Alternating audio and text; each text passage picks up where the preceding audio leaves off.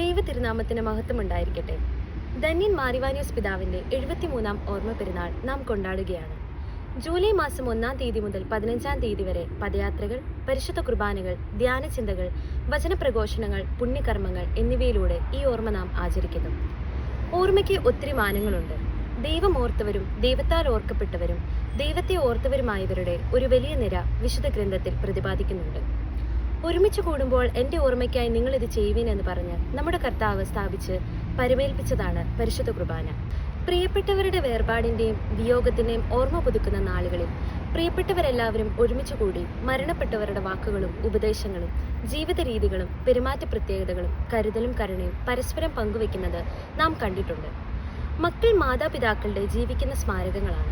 മാതാപിതാക്കളിൽ മരണപ്പെട്ടവരിൽ വിളങ്ങിയിരുന്ന നന്മകൾ മക്കളിലൂടെ തുടരുമ്പോൾ മരിച്ചുപോയ മാതാപിതാക്കളും മരണപ്പെട്ടവരും ധന്യരായിത്തീരും, വിശുദ്ധരായിത്തീരും.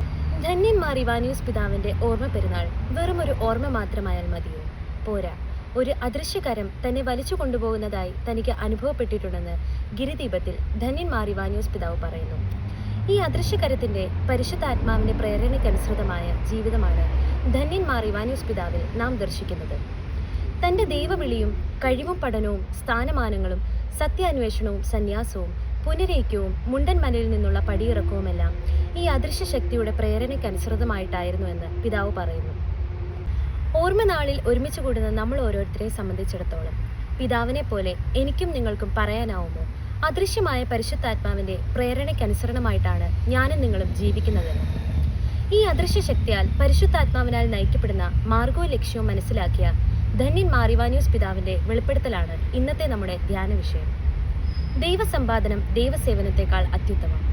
വിശുദ്ധ പൗലോസ് ശ്ലീഹ റോമാക്കാർക്ക് എഴുതിയ ലേഖനത്തിൽ ഇപ്രകാരം പറയുന്നു: മനുഷ്യന്റെ ആഗ്രഹമോ പ്രയത്നമോ അല്ല, ദൈവത്തിന്റെ ദയയാണ് എല്ലാറ്റിന്റെയും അടിസ്ഥാനം. ഈ വചനത്തിന്റെ തിരിച്ചറിവ് വിശുദ്ധ യാക്കോബ് ശ്ലീഹയുടെ ലേഖനത്തിലെ വചനത്തിലും നാം വായിക്കുന്നു. ഉത്തമവും പൂർണ്ണവുമായ എല്ലാ ദാനങ്ങളും ഉന്നതത്തിൽ നിന്ന് മാറ്റമോ മാറ്റത്തിന്റെ നിഴലോ ഇല്ലാത്ത പ്രകാശങ്ങളുടെ പിതാവിൽ നിന്നുമാണ് വരുന്നത്. എന്താണ് ദൈവസമ്പാദനം? അത് ദൈവാനുഭവത്തെ സ്വന്തമാക്കുന്നതാണ്. ദൈവത്തിന്റെ സാന്നിധ്യം നിറഞ്ഞ അനുഭവത്തിലേക്ക് കടന്നു വരുന്നതിനെയാണ് ദൈവസമ്പാദനം എന്ന് പറയുന്നത്.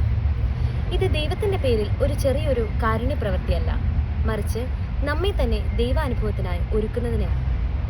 ദൈവത്തെ സ്വന്തമാക്കുന്നവൻ സകലവും സ്വന്തമാക്കുന്നവനായി മാറും. അതുകൊണ്ടാണ് പിതാവ് ദൈവസേവനത്തെക്കാൾ അത്യുത്തമം ദൈവസമ്പാദനം എന്ന് പറഞ്ഞത്. ദൈവത്തെ സമ്പാദിക്കുന്ന ഒരു വ്യക്തിയെ സംബന്ധിച്ചിടത്തോളം ഏത് സാഹചര്യത്തിലും ദൈവാനുഭവത്തിലേക്ക് കടന്നു വരുവാൻ ആ വ്യക്തിക്ക് കഴിയും. അമ്മയുടെ മാറിലെ ചൂടേറ്റിറങ്ങുന്ന കുഞ്ഞിനെ പോലെ, ജനക്കൂട്ടത്തിന്റെ ബഹളങ്ങളുടെ ഇടയിൽ അപ്പന്റെ കൈ പിടിച്ച് നടക്കുന്ന കുഞ്ഞിന്റെ ഭയമില്ലായ്മയെ പോലെ എപ്പോഴും തന്നെ പൊതിഞ്ഞ് സംരക്ഷിക്കുന്ന ദൈവസാന്നിധ്യം അനുഭവിച്ചറിഞ്ഞവന്റെ അനുഭവത്തിൽ നിന്നുള്ള ഉപദേശമാണിത്. ഈ തിരിച്ചറിവിലേക്ക് വരുന്നവൻ അനുഭൂതി നിറഞ്ഞു പറയും. തേജസ്കരണ വേളയിൽ പത്രോസ് പറഞ്ഞതുപോലെ, നമുക്ക് ഇവിടെ തന്നെ ഇരിക്കാം, 3 കൂടാരങ്ങൾ ഞങ്ങൾ ഉണ്ടാക്കാം, ഒന്ന് നിനക്ക്, ഒന്ന് മോശയ്ക്ക്, ഒന്ന് ഏലിയാവിന്. സങ്കീർത്തനം 73 ഇപ്രകാരം പറയുന്നു: സ്വർഗത്തിൽ അങ്ങല്ലാതെ ആരാണ് എനിക്കുള്ളത്, ഭൂമിയിലും അങ്ങല്ലാതെ ഞാൻ ആരെയും ആഗ്രഹിക്കുന്നില്ല. അതുകൊണ്ടാണ് രാത്രിയുടെ യാമങ്ങളിൽ എല്ലാരാലും ഒറ്റപ്പെട്ട വേളകളിൽ നെഞ്ചത്തടിച്ച് ധന്യൻ മാറിവാനിയോസ് ദൈവത്തോട് പ്രാർത്ഥിച്ചത്. ദൈവം മാത്രം സമ്പത്തായുള്ളവനെയാണ് നാം പിതാവിൽ കാണുന്നത്. സങ്കീർത്തനം 63 വചനമനുസരിച്ച്, എൻ്റെ ദൈവമേ, നീ എൻ്റെ ദൈവമാകുന്നു, ഞാൻ നിനക്കായി കാത്തിരിക്കും. ദാഹിച്ചും വരനും വെള്ളത്തിനായി ആഗ്രഹിക്കുന്ന ഭൂമിയെപ്പോലെ എൻ്റെ ആത്മാവ് നിന്നെക്കുറിച്ച് ദാഹിച്ചിരിക്കുന്നു. ദൈവത്തെ സ്വന്തമാക്കുവാൻ കാത്തിരിക്കണം, അതാണ് ഉത്തമം.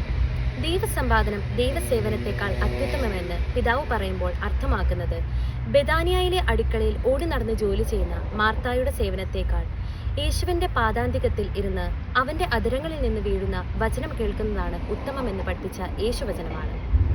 സഭയുടെ പ്രയാണത്തിൽ സന്യസ്തർക്കും വൈദികർക്കും സഭാമക്കൾക്കും ഉണ്ടാകുവാൻ സാധ്യതയുള്ള ഒരു മേഖലയാണ് സ്ഥാപനവൽക്കരണവും സേവനവ്രതവും. ഇവിടെ തന്നെ മക്കൾ മുറുകെ പിടിക്കേണ്ടതും മറന്നു പോകാതിരിക്കേണ്ടതുമായ ജാഗ്രതാ വചനം ഇതാണ്: ദൈവസമ്പാദനം ദൈവസേവനത്തെക്കാൾ അത്യുത്തമം. അതേ സങ്കീർത്തനത്തിൽ വീണ്ടും പറയുന്നു: ദൈവത്തോട് ചേർന്നിരിക്കുന്നതാണ് എൻ്റെ ആനന്ദം. അമ്മ ത്രേസ്യയും കൊച്ചു ത്രേസ്യയും ബെർണദേത്തയും പോലെ യേശുവിനോടൊപ്പവും യേശുവിനും യേശുവിനു വേണ്ടിയുമുള്ള സമർപ്പണത്തിന്റെ ആഴത്തിൽ നിന്നുള്ള പിതാവിന്റെ പ്രഘോഷണമാണിത്. ദൈവം എൻ്റെ അവകാശമെന്ന സങ്കീർത്തനത്തിന്റെ പിൻബലത്തിൽ ദൈവം മാത്രം ഓഹരിയായിട്ടുള്ളവനാണ് പുരോഹിതൻ. ആ ഓഹരി കണ്ടെത്തുവാനും സമ്പാദിക്കുവാനും പുരോഹിതരെ ആഹ്വാനം ചെയ്ത ബെനഡിക്ട് 16 മാർപ്പാപ്പയ്ക്കും 100 വർഷങ്ങൾക്ക് മുൻപ് തന്നെ ദൈവസമ്പാദനമാണ് അത്യുത്തമെന്ന് ഉറക്കെ പ്രഘോഷിച്ച മഹാപുരോഹിതനെയും സന്യാസിവരനെയും നാം ധന്യന്മാർ ഇവാനിയോസ് പിതാവിൽ കാണുന്നു. സർവസമ്പത്തിന്റെയും സകലത്തിന്റെയും നാഥനും സൃഷ്ടാവുമായ ദൈവത്തെ സമ്പാദിക്കുന്നതാണ് ദൈവസേവനത്തെക്കാൾ അത്യുത്തമം എന്ന് പിതാവ് നമ്മെ പഠിപ്പിച്ചു. പിതാവിന്റെ ഓർമ്മകളുമായി മാധ്യസ്ഥം യാചിച്ച് കബറിടത്തിലേക്ക് ഓടിയെത്തുന്ന ഞാനും നിങ്ങളും പിതാവ് പറഞ്ഞ ഈ വചനത്തിന്റെ ആഴങ്ങളിലേക്ക് കടക്കുകയും ദൈവത്തെ കൊണ്ട് നിറഞ്ഞവരായി, ദൈവസ്വരം കേൾക്കുന്നവരായി, ദൈവത്താൽ നയിക്കപ്പെടുന്നവരായി തീരുവാൻ നമുക്ക് പ്രാർത്ഥിക്കാം. ഈ തിരിച്ചറിവിലേക്ക് വരുവാനും വളരുവാനും നമുക്ക് പരിശ്രമിക്കാം.